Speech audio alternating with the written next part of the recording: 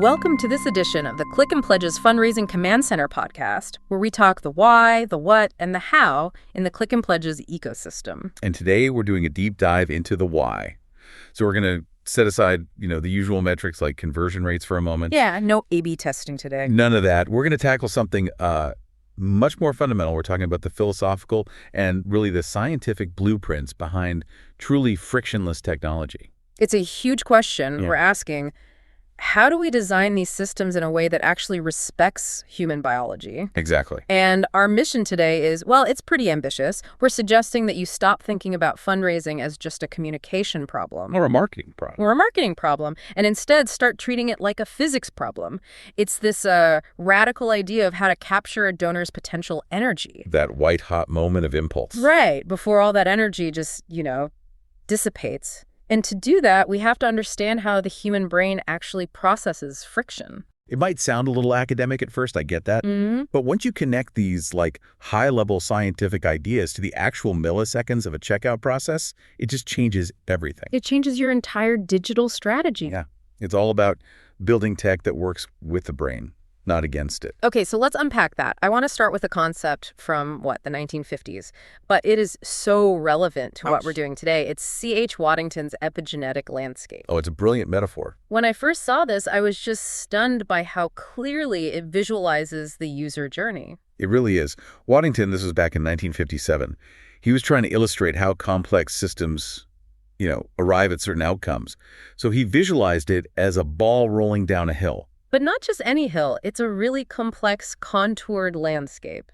So if you picture this, the ball is our donor, and as it starts rolling, it's not a flat field. No, not at all. It's full of ridges and slopes, and most importantly, these really defined valleys. Right.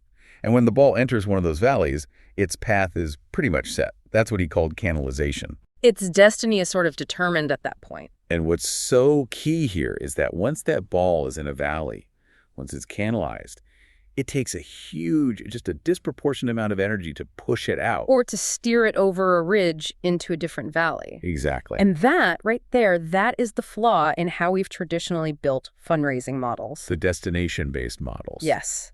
We build one big, deep, complicated valley, our standard donation form, and we just assume the ball, the donor, has to find that one specific path. We spend all our energy trying to shout at the ball, trying to steer it, hoping it will somehow climb over this ridge we build into the landscape. It's like we're fighting against the hill itself. That fight against the natural flow is just exhausting for the user, and it's why so many potential donations just get abandoned. We're asking them to do all the work. Which brings us to the second piece of this puzzle. This one's from modern neuroscience, Carl Friston's free energy principle. Yes. So if Waddington gives us the landscape, Friston tells us what's going on inside the ball. What's driving it? It's one of the most powerful ideas of biology, really. Friston suggests that all living things, every biological system, is constantly trying to minimize something called free energy. And for our purposes today, the way to think about free energy is just surprise. Surprise, or prediction error. It's the gap between what my brain thinks is going to happen next and what actually happens. Okay, give me an example. All right. Think about logging into a new website. Your brain predicts a simple two-field form. Email, password. Right, simple. But instead, you get a redirect to another page, then a CAPI-TCHA puzzle, then a pop-up, and then maybe a 5-step security check. Oh, I hate that. That unexpected complexity, the surprise, it spikes your cognitive load instantly. That feeling of stress, that's your free energy going through the roof. Because your brain is, it's fundamentally lazy, right? In the best way. In the most efficient way possible. It hates processing unexpected information. So the moment a user hits an obstacle, like a weird redirect or a form that feels too long, the brain registers that prediction error. And what's the easiest way for the brain to minimize that surprise? Just abandon the task. It's the path of least resistance. The brain decides the cognitive cost of finishing this donation is suddenly way higher than the emotional reward it was expecting.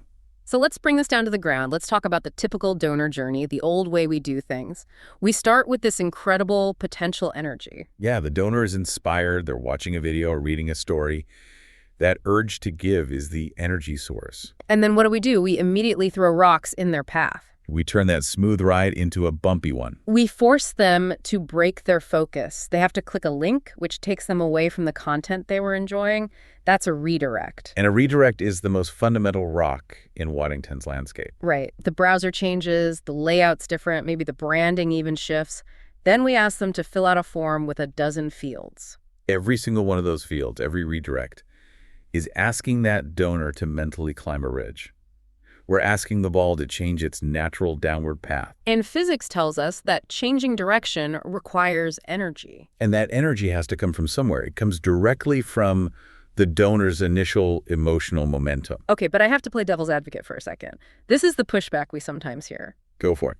If giving is supposed to be this meaningful act, shouldn't there be some effort? Are we, I don't know, cheapening it by making it too easy? That's a great question and a crucial distinction. We are fighting process friction, not emotional investment. Oh, okay. Emotional investment is already there. That's the impulse.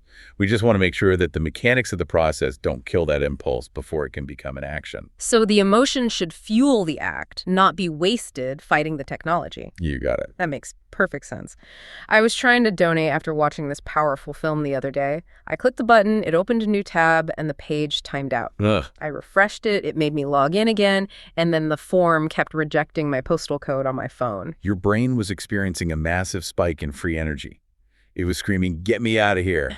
I actually gave up. And that's the reality. If the friction of the process is greater than the emotional momentum you started with, the ball just stops rolling. The donation is lost. It happens thousands of times a minute. So if friction is just, inherent in how the web works and redirects are fighting against both gravity and our own biology, Yeah. how do you solve this? I mean, how do you fix gravity? That's the million-dollar question. Yeah. And we recommend a radical solution. You don't fight gravity. Okay. And you don't try to steer the ball to your valley. So what do? You invert the entire model. We suggest that instead of forcing the ball to a pre-existing valley, we move the valley to the ball. Wow. Okay. That's a profound strategic shift. It is. You're saying we move away from the old destination model, the idea that you have to come to our website to give. And we move to what we call the ambient model. The ambient model. The idea is that the ability to give should just surround the donor. It should be everywhere, always present, and require, near zero effort to use. So we're essentially terraforming the ground underneath the donor at the exact moment they feel that impulse. Exactly. Capturing their potential energy before it has any chance to fade. So let's talk about the engineering of this. How do we actually create this anti-friction environment? I know we talk about achieving something called laminar flow. Right. Laminar flow is a concept from fluid dynamics. Just picture water moving smoothly through a pipe. It's calm, it's efficient, all the particles are moving in the same direction. And the opposite is turbulent flow. Turbulent flow, which is chaotic, the water's swirling, it's losing energy all over the place. A redirect is turbulence. So for the donor journey, we want that smooth, straight line from impulse to confirmation. No cognitive turbulence. Exactly. And our technical solution really focuses on three things to get that laminar flow. The first is what we call the superposition of giving. Superposition. That sounds like you're applying quantum mechanics to fundraising. Functionally, it kind of is. Yeah. Platforms like PayQuickly do this. The ability to donate exists in a state of, superposition. It's everywhere at once, waiting to be needed. So the user never has to leave where they are to go to some static URL. Never. When the donor feels that desire, the form doesn't need to be navigated to. It materializes in situ. It just appears right there over the content they're already looking at. That alone must minimize one of the biggest free energy spikes. It does. By getting rid of that redirect, we preserve momentum. Think about someone watching content on, say, pledgeTV. They're immersed in the story. They're in the flow. That's laminar flow. Their emotional energy is focused. But if we say, hey, stop watching, click here, wait for new page to load, we've just created turbulence. You've broken the narrative, shifted their context, and spiked their free energy. You've surprised them. But by overlaying the donation opportunity directly on top of the video, we maintain the flow. They can act on their impulse without ever interrupting the experience. All that potential energy converts directly into the donation instead of being wasted fighting the interface. Which all feeds into the ultimate goal here, which is minimizing the cognitive delta. Right. You want to perfectly align the external reality, the giving mechanism, with the donor's internal prediction. So if their internal thought is, I want to help, Now, And the mechanism appears instantly with a single thumbprint or pre-filled field, then the free energy, that surprise, is basically zero. We've engineered the path of absolute least resistance. so there's no cognitive burden, there's only resolution. We recommend that the technology shouldn't even feel like a process. It should feel like an organic extension of their own impulse.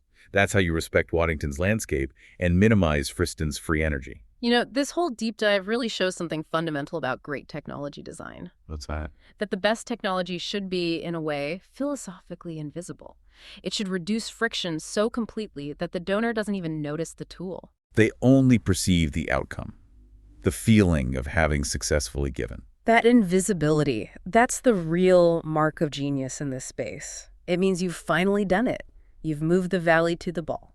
And so, we'll leave you with a final thought. To apply to your own work, take a really critical look at your current fundraising journey and pinpoint every single spot where you are accidentally creating surprise for your donors. Where are the redirects, the extra clicks, the long forms that are forcing that ball to expend too much energy? And then ask yourself, how could inverting that model, allowing the ability to give to appear ambiently, totally change your outcome? For more information about how you can start applying this philosophy in all Click and Pledge products, make sure to visit clickandpledge.com and request for a one-on-one training or demo, whether you are a client or curious about our platform. Just ask us and we'll gladly get together with you to chat.